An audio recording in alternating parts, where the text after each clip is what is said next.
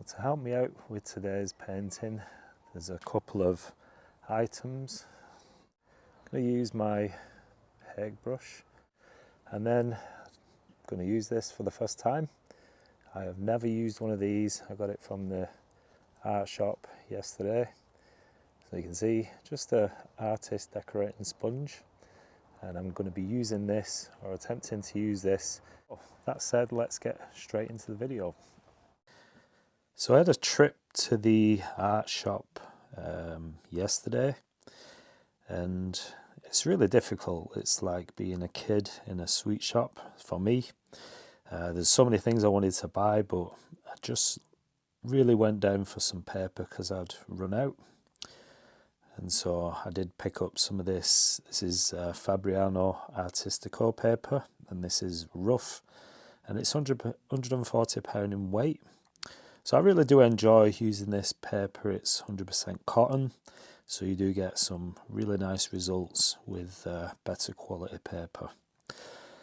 So I'm starting with the hake brush. This is a small hake brush which I like to use for the sky area, and then just using first of all a little bit of yellow ochre.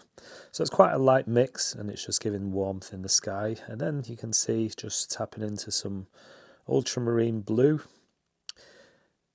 And I know some of you have concerns about adding yellow ochre and then blue. Obviously you don't want a green in the sky, but it's not going to happen if you just try not to mess too much. Just go in and do as less strokes as possible in the sky, so then you don't have the colour mixing into a green, but you're okay with that. You can get away with it. And then you can see just added a little bit of darker tone as well. So this is a little bit of Payne's grey, bit of neutral tint, and a tiny touch of Pyro red. And then as always, I like to go in with a tissue just to get some clouds.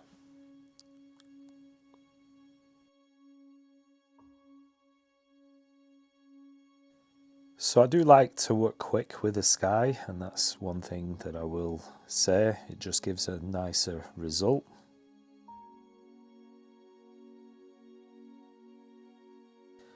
And then just quickly squeezing out some excess water and going in and blending some of those darker areas, just so it gives it a nice soft look to the sky, and that's what I'm after in this one.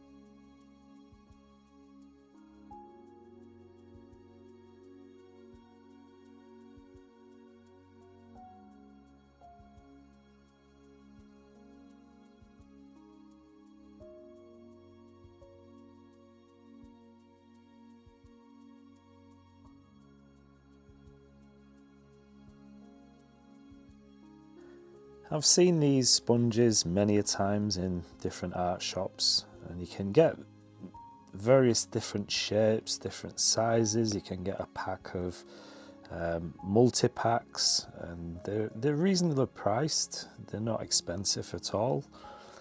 And I've always wondered, I knew the sort of effect it would get if I used it with watercolor, but I just thought I'd dive in and just try something a bit different. So I did buy this sponge, I think a couple of pounds, that's all. So a couple of dollars, $1, and you can get all these different textures. Obviously with it being a sponge, it's nice and soft, so you can actually squeeze it and vary the shapes that it does give on the paper. And the way I'm applying this, I'm just mixing adding some water to the paint on the tray, and then dipping this in, so dabbing some of that. And it's quite good because it's a sponge, it's going to soak up a fair bit of water.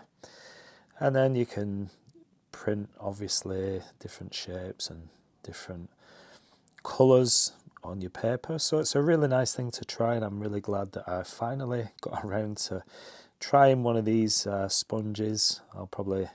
I may buy some more, I don't know. I don't think I need to, but this is quite handy to use. You can see really nice for foliage in your trees.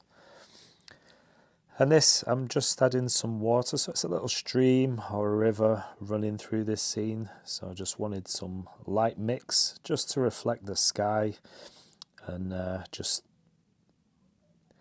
add a little bit darker towards the bottom. But I'm quite happy the way this is going. Quite a simple one. I'm not going to spend too much time on this painting. Just adding little various bits of darker to the tree, and this is sap green mostly. So just adding a few speckles here and there, just dotting really more than anything, and just enhancing the print that I got from the sponge. So it's quite effective. Let me know what you think in the comments section. And if you do like this video, please do give us a thumbs up. I really do appreciate that. And obviously any thoughts, any suggestions, any feedback, just let me know in the comments section, and I'll always get back to you.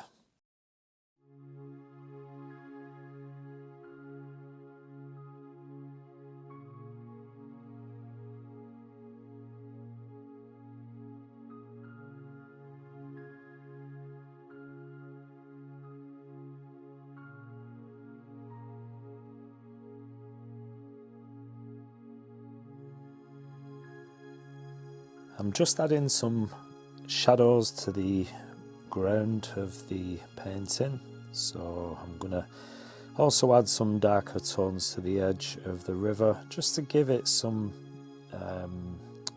solid sort of foundation, and it doesn't look too... It just gives a bit of definition, and it helps to draw your eye into the painting.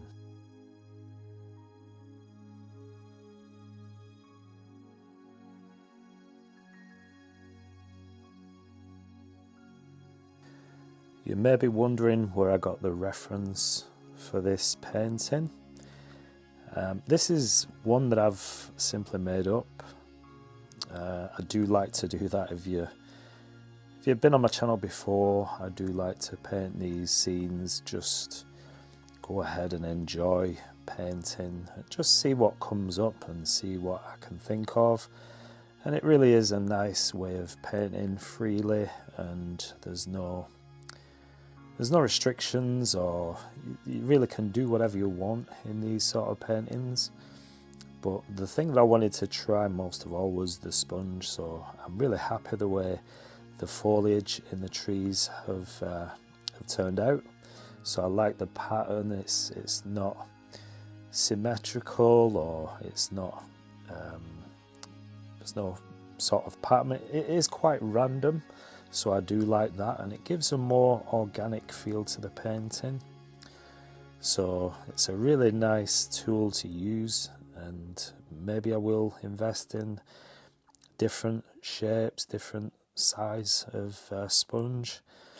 But I'm happy with this for now, and I'm just pulling down some reflections from the trees. So just a gentle painting I wanted to do today, and it's quite nice with the colours, quite spring, autumn sort of looking. So I'm quite happy with this one. You can see a bit of red in the trees as well, which is nice. It gives a nice warmth and just a really nice colour to use. And then just painting carefully the reflections, just pulling down on some pigment just to stretch these reflections down. But it is quite a simple one. If you don't think too much, don't overthink your composition. If you do make up your scenes, if you're just painting from imagination, just have a simple idea in your head, just a couple of trees or something like that. Go in with the sky, and then just start messing with shapes, messing with tone, different colours, and that's pretty much it. I mean, the colours that I used for this was mostly yellow ochre, sap green, a bit of pyro red, neutral tint and Payne's grey and a bit of blue, and that's pretty much it. That's all you need, just a handful of colours. Grab your favourite brushes, or if you want to try something new, just you can use a sponge. And I guess you don't have to buy it from an art store. You can always probably use a sponge from home if you cut it up with a pair of scissors, and you can design your own sort of shapes, and you'll get the same sort of texture. I could have saved myself some money actually. Maybe I should have done that. But it's just an idea for future reference, and just keep things nice and simple, nice and loose, and you can just enjoy the process. It really is. It can be as simple as you want, or you can add as many details. It don't really matter as long as you enjoy what you're doing. But that's pretty much it for this painting. Just adding a little bit of darker tones with the hake brush again, just tapping that colour down and giving some just a little bit of darker colour in the foreground. So as you go into the scene, it gets a little bit lighter as you go into the distance, and that's one thing I like to say as well. Start off, if you're starting from top to bottom, then you start with your lightest colours and lightest washes, and then as you come down the scene, down the paper, towards the foreground, you want to add more pigment to the mix, so you get these more saturated colours and more depth, and it really does set things up. It sets the background far into the distance, and it just gives your painting a lot more depth, and that's what I like to do. Just solidifying some of these trees now, just so that they do look not too far away. So these are sort of mid foreground, and I really do like the reflections in the water, and that really is quite simple to do. And just using the side of the brush now, because I don't want I just want the texture of the paper to give me some texture. So I'm letting the paint run out on my brush and just having these broken bits of paint, so it gives that extra sparkle, a bit of texture as well. And it's also nice to do that, to use the side of the brush. But that's it. I think this is quite a nice scene. It does reflect the time of year we're in, and it could also be a summer scene. It's just nice when the sky gets a bit bluer, you get a bit more daylight, and so I just wanted to reflect that in this week's scene. And of course it wouldn't be complete without a few birds. So I'm using the micron ink pen just for doing this, and so you can use different sizes, but I like to use the 0.2. It gives me sort of far away birds, and I like that in my scene. It just gives a little bit of life, and it's nice to do a few and change the shape and the size of them so that they look like they're flying away. And there's obviously some birds are closer to us, and so they'll be bigger. But that's it for this week's painting. I hope you like it. I will be posting again real soon. But thanks for watching. I hope you like it, and see you.